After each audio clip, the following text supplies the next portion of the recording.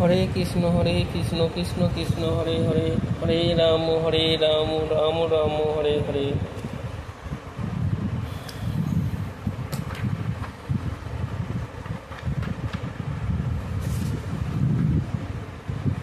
আজকে আমরা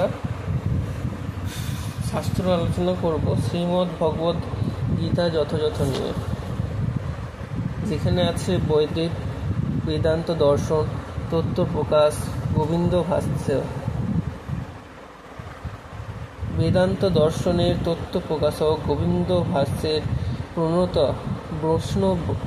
বৈষ্ণবাচার্য শিলা বলদেব বিদ্যাভূষণের করকমলে জয়। জয় স্বামী প্রেমানন্দের জয়। এখানে মোট আমাদের 18টা অধ্যায় আছে এবং 700টা শ্লোক আছে। প্রথম আজকে আমরা পড়ব মুখবন্ধ। ওম অজ্ঞান তিমিরান্ধস্য জ্ঞানাঞ্জন শলাকয়া চক্ষুরুন্মীলিতং যেন তস্মৈ শ্রী গুরুবে নমঃ। শ্রী চৈতন্য মনঃ ভীষ্টং স্থাপিতং যেন ভূতলে স্বয়ং রূপ কদা মজ্জং দদাতি সর্বপদান্তিকম। অজ্ঞতার গভীরতম অন্ধকারে আমার জন্ম হয়েছিল এবং আমার গুরুদেব জ্ঞানের আলোকবর্তিকা দিয়ে আমার চক্ষু উন্মীলিত করেছেন। তাকে আমার সশ্রদ্ধ প্রণতি নিবেদন করি। শিলা রূপ গোস্বামী প্রভুপাদ, যিনি শ্রী চৈতন্য মহাপ্রভুর অভিলাষ পূর্ণ করার জন্য এই পৃথিবীতে আবির্ভূত হয়েছিলেন, আমি তার শ্রী পদপদ্মের আশ্রয় লাভ করতে পারব? বন্দেহং শ্রীগুরু শ্রীযুত পদি গুরুণ বৈষ্ণবাংশ শ্রীরূপং শ্রাগ্র জাতং সহ গণ রঘুনাথ নিমিত্তং তং সজীবম সদৈত্যং সাবধূতং পরিজন সহিতং কৃষ্ণ চৈতন্য দেবং শ্রী রাধাকৃষ্ণ পদান সহ গণ ললিতা শ্রী বিশাখা নিতাংশ। আমি আমার গুরুদেবের পাদপদ্মে ও সমস্ত বৈষ্ণববৃন্দে শ্রীচরণে আমার সশ্রদ্ধ প্রণতি নিবেদন করি। আমি শ্রীরূপ গোস্বামী, তার অগ্রজ শ্রী সনাতন গোস্বামী, শ্রী রঘুনাথ দাস, শ্রী রঘুনাথ ভট্ট, শ্রী গোপাল ভট্ট, শিলাজিৎ গোস্বামী চরণকমলে আমার সশ্রদ্ধ প্রণতি নিবেদন করি। আমি শ্রীকৃষ্ণ চৈতন্য, শ্রী নিত্যানন্দ, শ্রী অদ্বৈত, শ্রী গদাধর, শ্রীবাস ও অন্যান্য পার্শ্ববিন্দুদের পদপদ্মে আমার সশ্রদ্ধ প্রণতি নিবেদন করি। আমি শ্রীমতী ললিতা ও বিশাখা সহ শ্রীমতী রাধারানী ও শ্রীকৃষ্ণের চরণকমলে আমার সশ্রদ্ধ প্রণতি নিবেদন করি। হে কৃষ্ণ করুণা সিন্ধু দীনবন্ধু জগৎপতে গোপেশ্বর গোপিকাকান্ত রাধাকান্ত নমস্তুতে। হে আমার প্রিয় কৃষ্ণ, তুমি করুণার সিন্ধু, তুমি দীনের বন্ধু, তুমি সমস্ত জগতের পতি, তুমি গোপীদের ঈশ্বর এবং শ্রীমতী রাধারানীর প্রেমা সম্পদ। আমি তোমার পাদপদ্মে আমার সশ্রদ্ধ প্রণতি নিবেদন করি।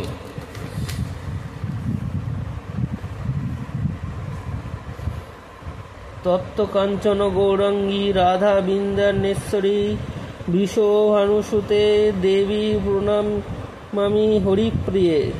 শ্রীমতী রাধারানী, যার অঙ্গকান্তি তপ্ত কাঞ্চনের মতো, যিনি বৃন্দাবনের ঈশ্বরী, যিনি মহারাজ বৃষভানুর দুহিতা এবং ভগবান শ্রীকৃষ্ণের প্রেয়সী, তার চরণ কমলে আমি আমার সশ্রদ্ধ প্রণতি নিবেদন করি। বাঞ্ছা কল্পতরুভ্যশ্চ কৃপা সিন্ধু ভো এবচ পতিতানাং পাবনেভ্যো বৈষ্ণবেভ্যো নমো নমঃ।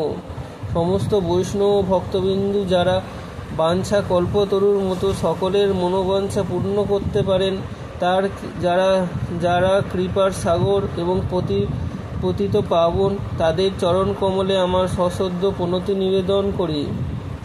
শ্রীকৃষ্ণ চৈতন্য প্রভু নিত্যানন্দ শ্রী অদ্বৈত গদাধর শিবাসাদি গৌর ভক্তবৃন্দ।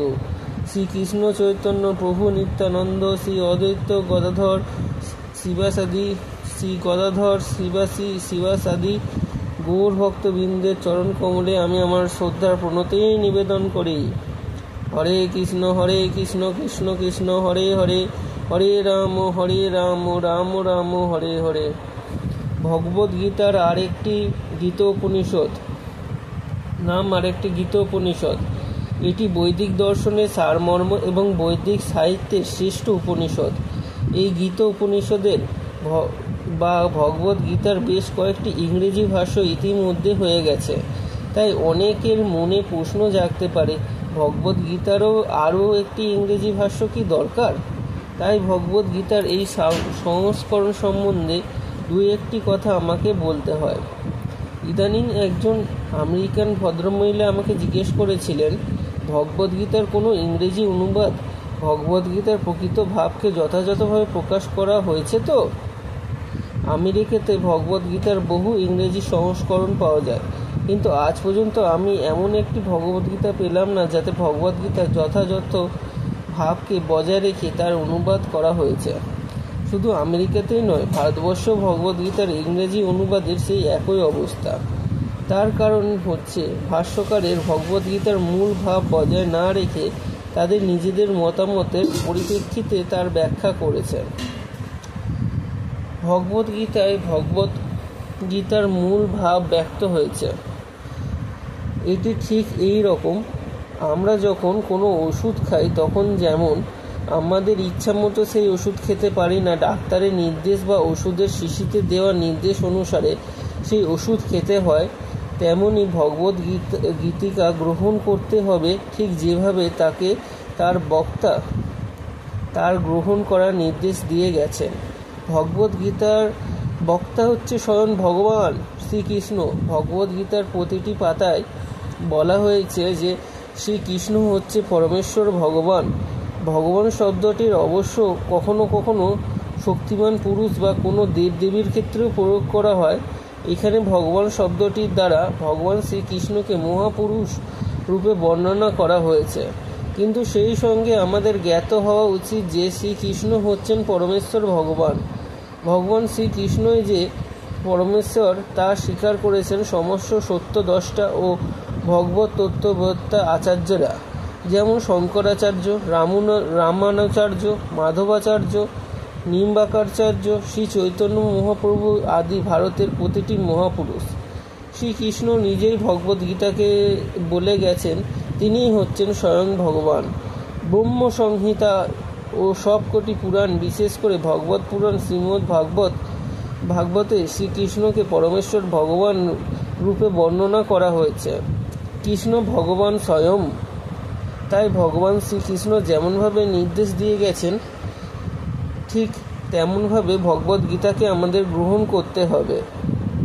ভগবদ্গীতার 4th অধ্যায় 4 নম্বর অধ্যায় 1 নম্বর আর 3 নম্বর শ্লোকে ভগবান বলেছেন, ইমং বিবস্বতে যোগং প্রক্তা বানোহম বয়ম বিবশনাবে প্রাহ মনুরীক্ষা কেবেহ বৃহং এবং পরম্পরা প্রাপ্তিমং রাজস্বয় বিদু সকালেন হে মহতা যোগ নষ্ট পরন্তপ সৈবায়ং ময়া তেহদ্য যোগ প্রোক্ত পুরাতন ভক্ত হসি মে সখা চেতি রহস্যং হেতো দুত্তমম। এখানে ভগবান অর্জুনকে বলেছেন যে এই যোগ ভগবদ্গীতা প্রথমে তিনি সূর্যদেবকে বলেন, সূর্যদেব তা বলেন মুনু ইক্ষানুকে, এবং এইভাবে গুরু পরম্পরায় গুরুদেবের থেকে শিষ্যতে এই জ্ঞান ধারাবাহিকভাবে প্রবাহিত হয়ে আসছিল। কিন্তু এক সময় এই পরম্পরা ছিন্ন হয়ে যাওয়ার ফলে আমরা এই জ্ঞান হারিয়ে ফেলি। তাই ভগবান কুরুক্ষেত্রের রণাঙ্গনে নিজে এসে আবার এই জ্ঞান অর্জুনের মাধ্যমে দান করলেন। তিনি অর্জুনকে বললেন, তুমি আমার ভক্ত ও সখা, তাই রহস্য